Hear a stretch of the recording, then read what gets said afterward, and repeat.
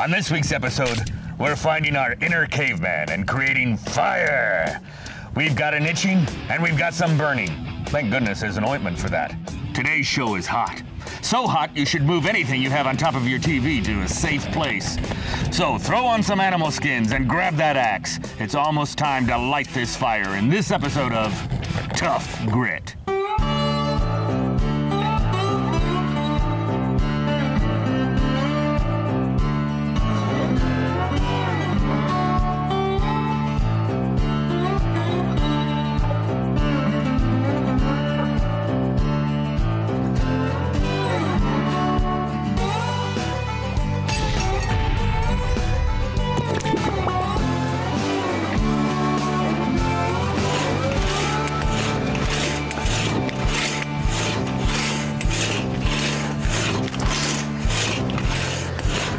Come on, why don't you put a little back into it, Shannon? I am putting back into it. Why don't you put in two fronts? Besides, I'm starting to sweat. Isn't there an easier way to do this? Ah, sure. That chainsaw there'd shave hours off this project. You have a chainsaw and you didn't tell me? All right, that's it. I'm only talking to the camera. I'm not talking to you for the rest of this segment. We've all been there. Maybe you've had to put up an electric fence all by yourself, or tend to that sick calf in the middle of the night, or put up enough firewood to last a whole winter. Either way, we've all been in the middle of tough grit. I'm Shannon Riley. And I'm Caleb Regan. Today, we're gonna show you how to complete a job. We're also gonna give you some tools to help you complete the job right the first time. And just for fun, we're gonna throw in a little competition between neighbors. Good people. People who wouldn't hide the fact that they have a chainsaw from a buddy. People who are ready to put some blisters on their hands. Let's meet our contestants. Our first contestant is Bob Legault from Queensbury, New York. Bob grew up working on his uncle's dairy farm near Argyle, New York. This guy is kind of like a forest comedian, because when it comes to trees, he's a real cut-up. And contestant 2 is Corey Clutter. Corey spent summers as a kid on his grandpa's farm near Larned, Kansas. This guy has never bucked a tree, but he's witnessed it, so I guess that makes him a sawbuck. Welcome, gentlemen, to Tough Grit. Boys, we've got a great project for you today. Today's challenge is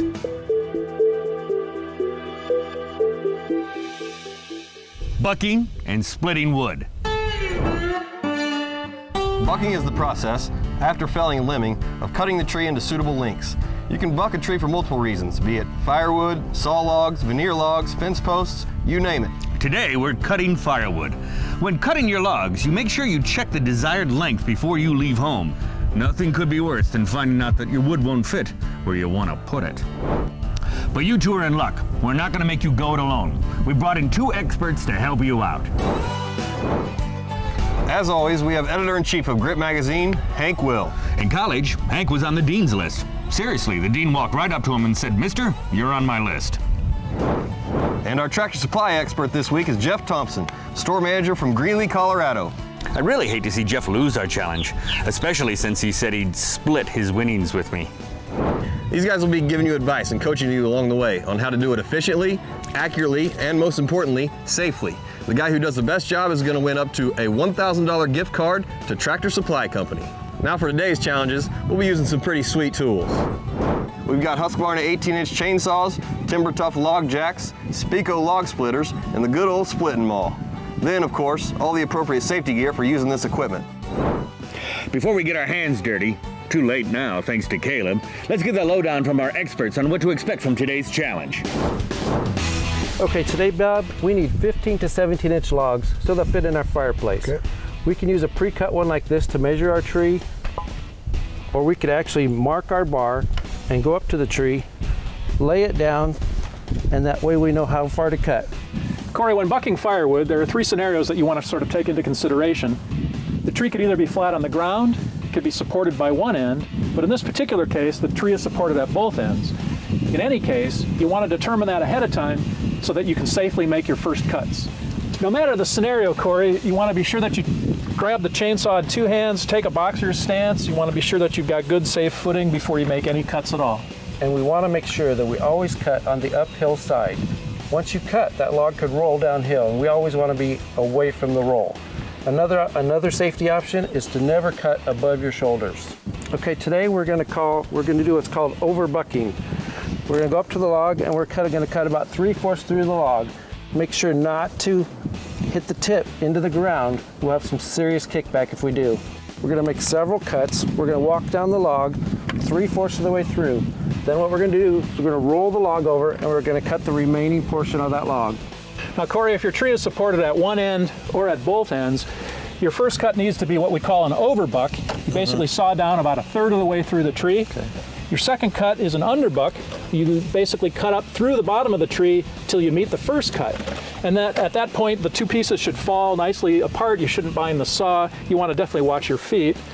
If you try to actually overbuck this situation, what'll happen is you get your saw blade about, maybe 1/2 to 2/3 of the way through, and the tree will pinch it and you'll be stuck.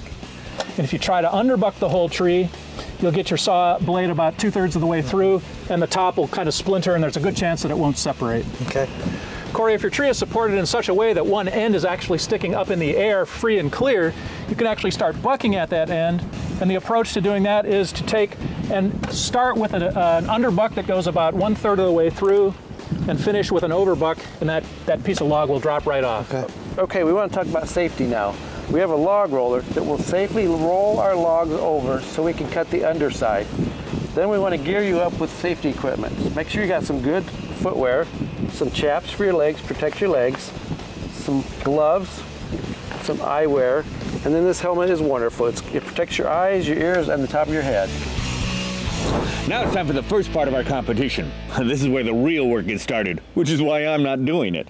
Our contestants have to cut their logs into 15 to 17 inch lengths. Any log that's over or under that amount will not be counted. And then each contestant will stack their billets next to the log splitters. Each guy gets 5 minutes to stack as many logs as they can, and any not in the 15 to 17 inch range will be tossed aside and won't count to their final tally. The man with the most logs at the end of the time wins. Good luck, guys. Ready, set, go. All right, I already marked the chain. There we go. First try. There you go. Bob's got his chainsaw going. They both got their chainsaws going right now. All right, now let's see if they know what a Sweet 16 is. Perfect, perfect.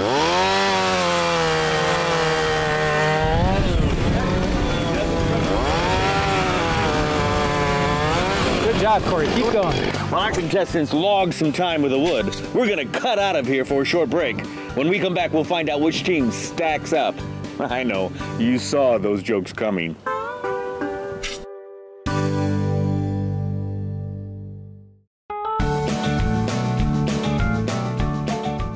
When it comes to firewood, species is not as important as whether it has been properly seasoned before burning. Green, unseasoned wood contains high levels of moisture, which make it extremely frustrating to use. It will be hard to light, it will smolder and keep going out, and it won't put out as much usable heat as when seasoned. Properly seasoned wood produces the hottest and the cleanest fire with the least amount of creosote buildup in your chimney.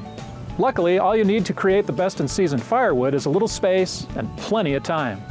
First, create an open airy space, such as a woodshed, to store your split wood as it seasons naturally.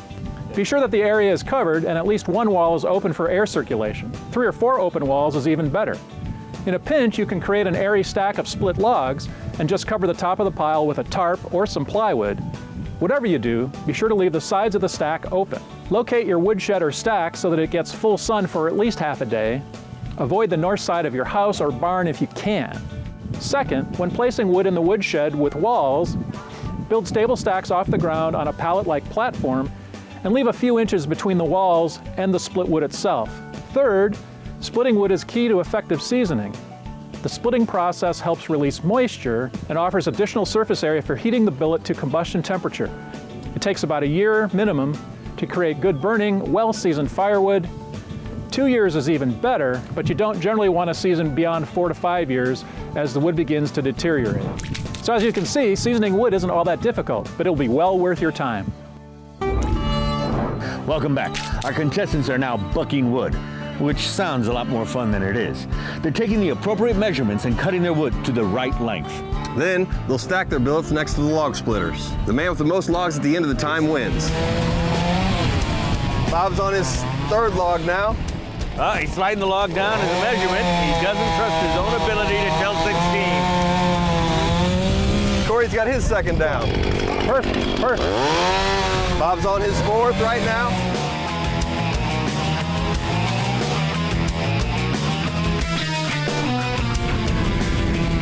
Corey's moving down.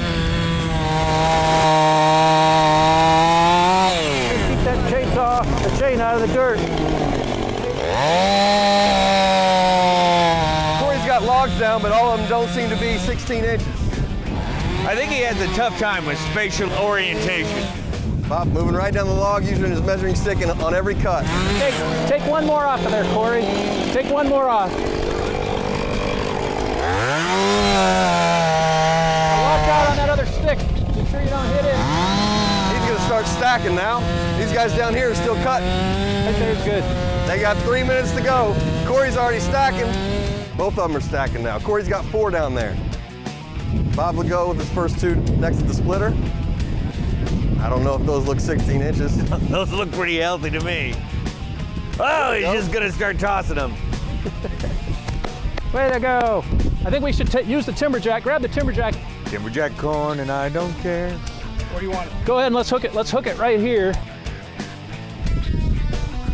Team Grit is employing the Timber Tough log jack.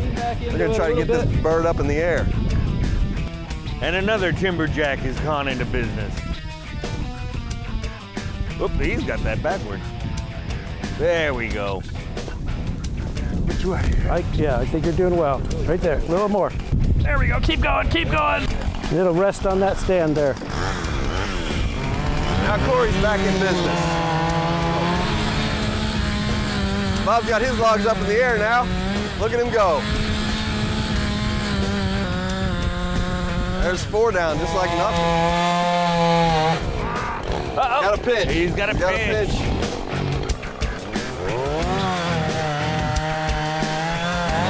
We got a half a minute to go, 30 seconds.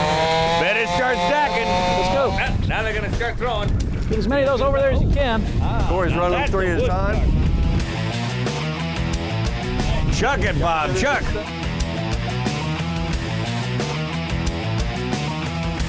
Time. All right, we got all the logs bucked. Now's the moment of truth. See how many of these are 15 to 17? That one's good. 14 inches, that's bad. Oh, that's good.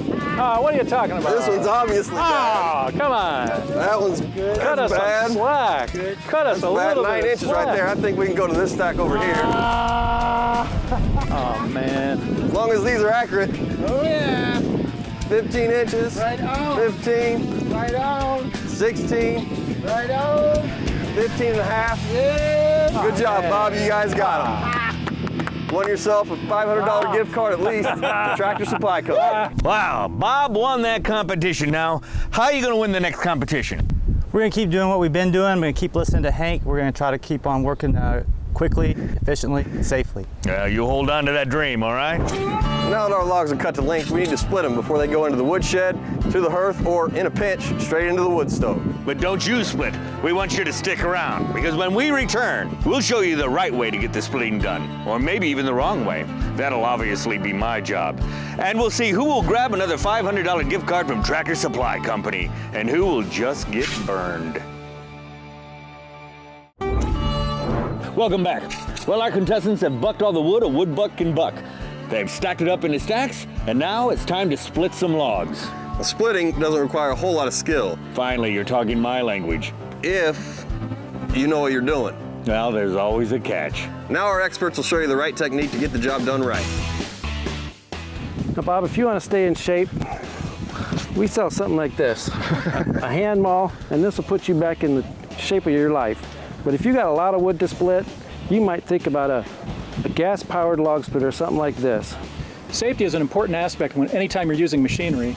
Most accidents with a log splitter occur when more than one person is trying to use the machine at the same time. With this particular unit, you want to be sure that you never have your hand on the log. It will move. See, it's on wheels, so we want to make sure we chalk the wheels if it's on uneven ground. Now, it has a safety feature of 2 hands. So you're going to push this button and then push down on that lever, and that log's going to come shooting out. So you want to make sure you keep your hands out of the way and keep them safe. Corey, the approach here is to take a large log like this, go ahead and set it in the splitter, split it once in half, then go ahead and take the individual pieces, set them back in the splitter, and split them in half again so you get 4 pieces. On a smaller diameter log like this, just set it in the splitter and split it once in half, and that'll give you good split firewood. And now it's time for the fun part. I'm going to want to put my feet up next to a fire tonight, and in order to do that, I'm going to need firewood, or a real accommodating Boy Scout with a lighter. So our 2 teams are going to have to split their firewood using a Spico log splitter. But it's not going to be that simple. After all, this is tough grit. Each contestant will split 10 billets into quarters. You'll be splitting 8 with a splitter, but the first 2 got to be done the old-fashioned way, the good old trusty maul. It's a real mano a machino competition. The first guy to split and stack all 40 pieces of firewood wins the second challenge. Good luck, guys. Ready, set, go. Okay, the way these mauls are bouncing, that could be a rubber tree. Corey's got a good split start. Oh yeah, there's a split happening. Bob's got a split too. Corey just halved his log. Hank's picking it up. Look at that, there we go, there's a quarter, there you go. Good job. Hey, these boys are doing good. All right. There's 1 whole log quartered for Bob. All right, Bob, no splits, just like a banana. There we go. He's breathing heavy. Bob's got his second log halved. Come on, Corey, we're beating him. Excellent, excellent. Oh, look at that, Bob, all right. Bob's got both of his logs split. All right, but we've already started stacking on the other side. Bob's running down to stack up his stack. Man, that maul is bouncing off that green wood like no other. Hold it. You got a good start right there. It could be a tree made out of silly putty. Oh, there we go. There's a nice strike. All right, there he goes. There's more than one way to skin a cat. Oh, Bob's already heading for the machine, though. Nice. There it is, there's a quarter. He quartered it. Take it down there and stack it. Who will complete this splitting challenge and stack up to Caleb's expectations? Stay tuned to find out.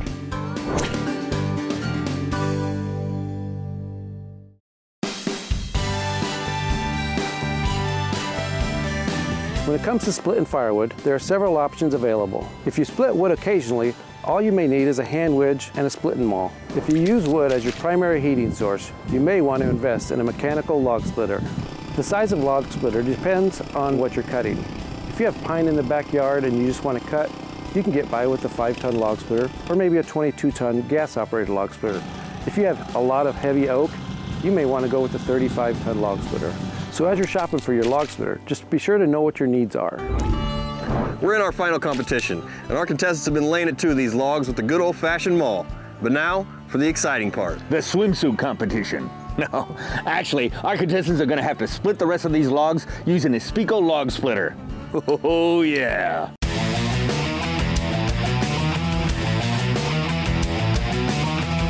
Oh, look at Bob, he's already splitting them up.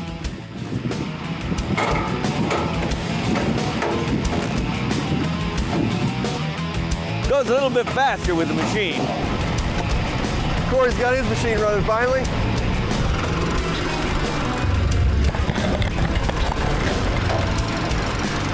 Push to hold the button in.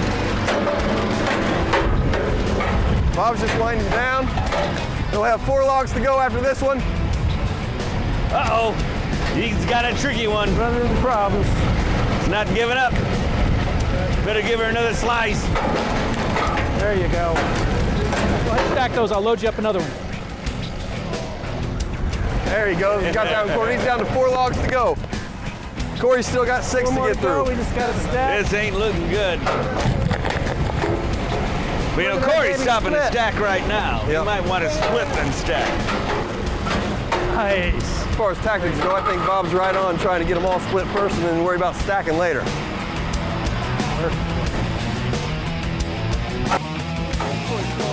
Uh-oh, that one just slid off without ever getting split.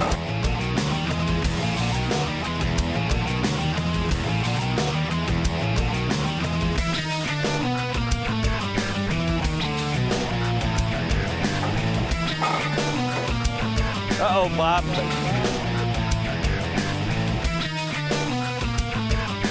Down to his last quarter. He's clearly in the lead if he can get them stacked up quick. Kills the machine. Now all he's got to do is stack. Corey's got 2 logs to quarter, but he's already started stacking. This one's going to be close. Give me nice stacks now. Corey's all finished splitting. All he's got to do is stack the rest of his wood. Go ahead, let's move these It's going guys. to come down to it. Corey's got a chance. There. All he's got to do is straighten up his stack. Uh-oh. Straighten it up. Come on, you're beating him. You're gonna Straighten do it this. up. You're gonna do this. Keep moving him this way. Corey, you're gonna beat him. That guy can't stack. go. I think he does. Let's go. And he's got it. Turn off your machine. Turn off your machine. And time. Corey got it. All right. That's all she wrote. Boy, that puppy came right down to the wire. It sure did, Caleb. And I tell you, what Corey lacked in accuracy with his stack, I mean, if you look over at Bob's stack, it's really nice and neat. You leave a nice pile, Bob. Corey more than made up for with safety. Bob was operating with some logs around his legs. Corey kept it nice and neat, came back from a deficit. Good job, Corey, you win. Thank you, Caleb. So it looks like you both win a part of our challenge today and get the $500 gift card from Tractor Supply. Bob, what are you going to get with your $500? I'm going to start with a chainsaw. That might be a good idea. Good idea. All right? And if you'd like to be a part of Tough Grit, here's how you can take part in the Rule America Challenge. To sign up, go to toughgrit.com and click on the I Can Do That button, or look for the advertisement in Grit Magazine. Don't wait, sign up today.